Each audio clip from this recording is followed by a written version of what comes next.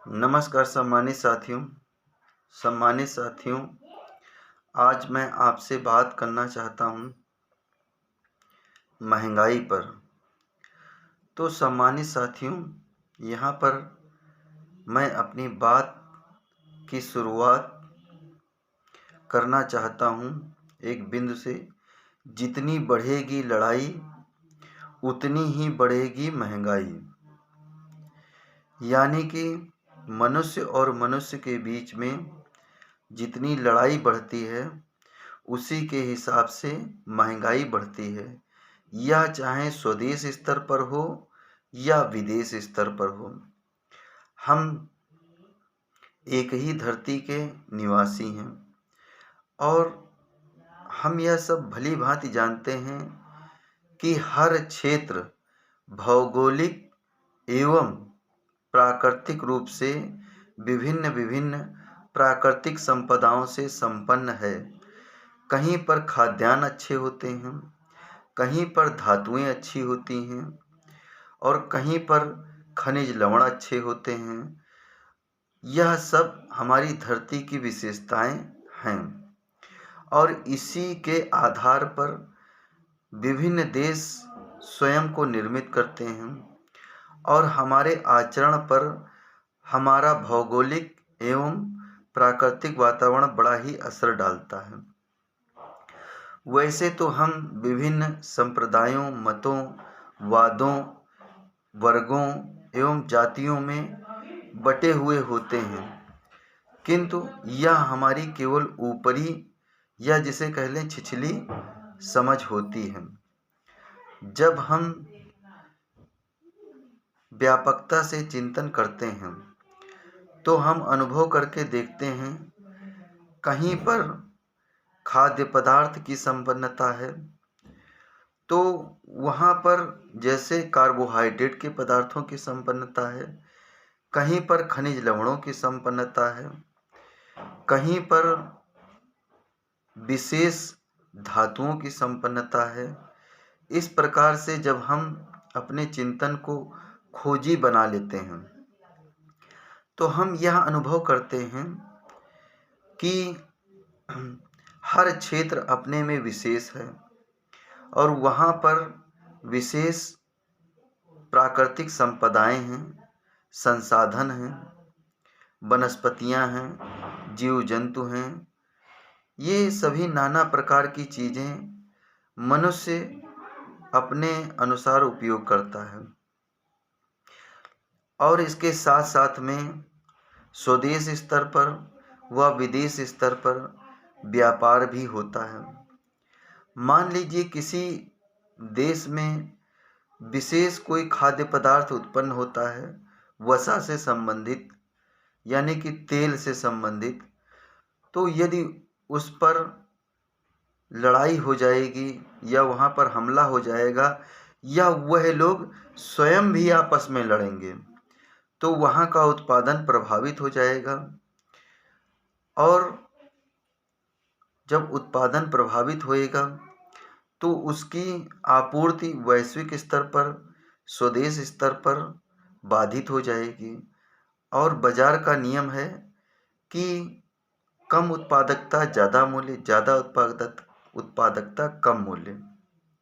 जैसे अपने ही देश में मैं कहना चाहता हूँ कि बहुत सी धातुओं का और बहुत से खाद्य पदार्थों का हम लोग उत्पादन करते हैं और विदेश स्तर पर इसका निर्यात करते हैं। यदि हम लोग आपस में अंतर्कलह करेंगे, जाति के अंतर्गत, वर्ग के अंतर्गत, संप्रदाय के अंतर्गत, तो हम स्वयं को सशक्त नहीं बना पाएंगे और जब हमारा उत्पादन प्रभावित होएगा तो हमारी आय भी प्रभावित होएगी, यानी कि हमारी आमदनी, इनकम, वह भी प्रभावित हो जाएगी। हमें आमदनी होएगी नहीं, फिर उस चीज़ की महंगाई अपने देश में तो होएगी, इसके साथ साथ में विदेश में भी होएगी। मित्रों, ऐसा नहीं है, विश्व में कहीं पर भी हिंसा होती है तो उसका व्यापक प्रभाव पूरे विश्व में पड़ता है, हम चाहें उस देश के निवासी हों या ना हों। इसीलिए विश्व बंधुत्व की भावना के साथ हमें कार्य करने की विशेष जरूरत है। हिंसा का त्याग करके ही हम उन्नति के पथ पर चल सकते हैं।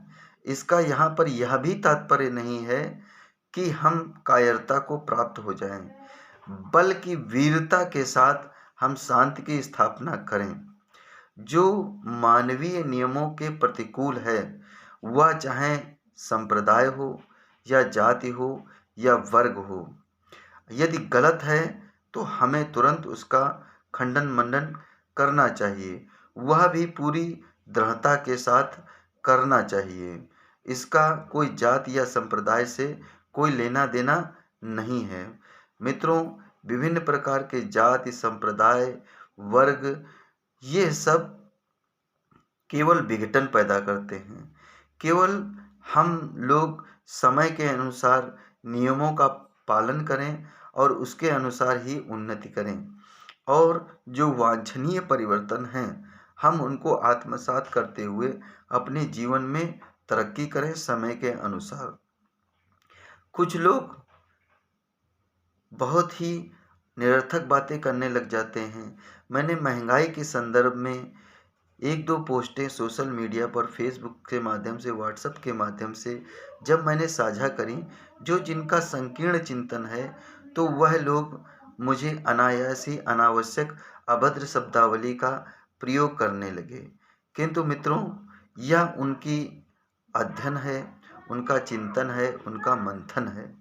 उन्होंने व्यापक चिंतन को अपने जीवन में जगह ही नहीं दी, इसलिए ही वह ऐसा सोचते हैं। हम सभी धरती के वासी हैं और हम सभी नियम व शर्तों में बंधे हुए हैं, प्राकृतिक रूप से एवं व्यवस्था के रूप से। रही बात जाति और वर्ग की, संप्रदाय की, तो वह केवल और केवल मैं इसे एक भ्रम मानता हूँ, इसके अतिरिक्त कुछ नहीं मानता हूँ। मैं एक मनुष्य हूँ, मैं ना ही स्वयं को किसी से ऊंचा मानता हूँ, ना ही मैं स्वयं को किसी से नीचा मानता हूँ। प्रकृति ने जो मुझे शक्तियाँ दी हुई, उसके आधार पर मैं अपना जीवन जीता हूँ। मैं किसी की अनावश्यक नकल भी नहीं करना पसंद करता हूँ, क्योंकि मेरी क्षमता और मेरी परिस्थितियाँ, उनको मुझे अपने अनुसार ही जीना होएगा। उसमें कोई मेरा सहयोग नहीं प्रदान करेगा, और जो सहयोग प्रदान करने वाला होता है वह महान विभूत होता है, महान व्यक्तित्व होता है। तो महान व्यक्तित्व को मैं सत सत नमन करता हूँ। इसके साथ साथ में मैं उन भी चिंतन करने वाले एवं अध्ययन करने वाले व्यक्तियों से यह विनम्र अनुरोध करता हूँ कि इस प्रकार की नीतिगत बातें ज़्यादा से ज़्यादा साझा करें, कि हम नीतियों के आधार पर चल रहे हैं, ना कि संप्रदाय, जाति और वर्ग के आधार पर चल रहे हैं। इसलिए हमें मानवीय दृष्टिकोण से कार्य करने की ज़रूरत है, किंतु नियम एवं शर्तों के साथ और वीरतापूर्वक हमें आगे चलने की ज़रूरत है। मित्रों, इसी के साथ मैं अपनी वाणी को विराम देता हूँ।